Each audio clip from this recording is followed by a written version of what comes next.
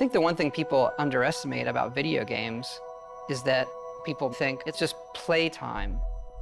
But I always say that the one thing video games can give you that nothing else in entertainment can is that feeling of pride, right? Look what I did. And even though we want to make a game that is very big and is very long, you can play for all of those years. It's all the paths you didn't take that make it special to you, that you feel like when you finish that quest, that you feel that you accomplished something that week. The people who love video games can always say, like, you know, what'd you do today? I saved the world.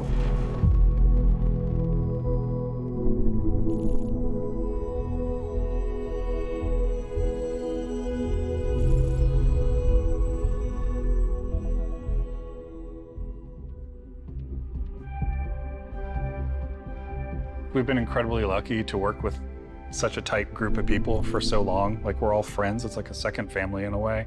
We all sort of know or get what a Bethesda game is. There's definitely this core group who's been working together for decades and knows how to make a BGS game. And then there's this, new generation of game developers who are coming in and working at BGS who grew up on those games those people made. For some people, those are the games that got them to go into the industry in the first place. And what I love about that is those people come in and they love the worlds too, and they want to stay true to those worlds that they grew up on. And so we're still able to maintain what a BGS game is, but continue to evolve. I think we underestimate how long people are going to play it. You look at Skyrim, we're sitting here 10 years later, and it keeps having this life, and it changes how you want to create something. Yeah, I feel like our games sort of have two lives, right? Like, we create this game and we put everything we can possibly put into it, tell the stories we want to tell, and build this world that's sort of a setup that when we hand it off to the players, they play it, but then they take it and make it their own. They tell their own stories, and then they make their own stories with our tools. I think it's the hallmark of our games that, you play it and my experience is going to be different than yours. I'm going to come in and tell you a funny story about something that happened to me. You may never have seen that because just a confluence of events. And I think that helps with the longevity, and it helps with that feeling of community in a lot of ways. It is a world that you get transported to that you can really make your own. And that's where, for me, the magic is, to do it for 2 decades and close to that for so much of our group. There's a big trust there that we know how we solve certain things together. We were doing Morrowind and looking at what we might do after that and beyond that. And we had a list of what are the other types of worlds we want to go to. And obviously Fallout was at the top of the list, if we could do that, and that, magically, luckily came true for us. And right behind that was, science fiction. Going to space, I think there's a magic in just defying gravity and taking off from a planet. Like, it's extremely difficult human endeavor. Yeah, a lot of our games are about exploration, and that's sort of like, that's the ultimate exploration, is what's out there, what's past Earth, right? So it's incredibly exciting for us to work on something like that. I feel like every time we come to a game, we're starting fresh. We're saying, okay, we just did that one, that's over. How do we make it better in every way? It's got a more realistic, science-based backing to it, whereas Skyrim is sort of an epic fantasy. This is a more grounded game and a grounded setting about exploration. So I think that gives us a different take on how we make everything. So that's sort of the thing you latch onto when we're making new areas, making environments, making characters. The mechanics of the world are entirely different, but there are similarities.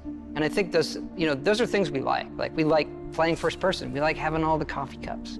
We like being able to touch everything. Those moments make the whole thing believable.